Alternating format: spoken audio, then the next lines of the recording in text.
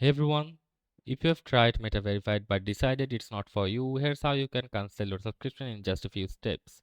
So, first of all, let me tell you some important things like Meta Verified is built monthly through either Apple, Google Play or Meta via web, depending on where you signed up. So, cancellation must be done through the same platform. So, for iPhone users, you have to cancel it via Apple ID, like open your settings app, tap your Apple ID on the top, then select subscriptions, find Verified on the list, and tap cancel subscriptions and confirm. And for Android users, you have to cancel it from Google Play, like open the Google Play Store and profile icon, go to payments and subscriptions, and then locate Verified, tap it and tap cancel subscription.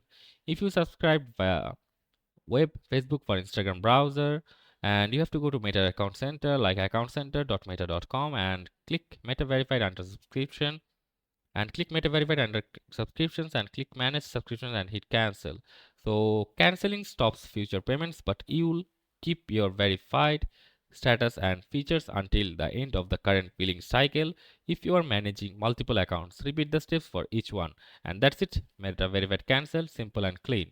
So that's it for this video. See you on the next one.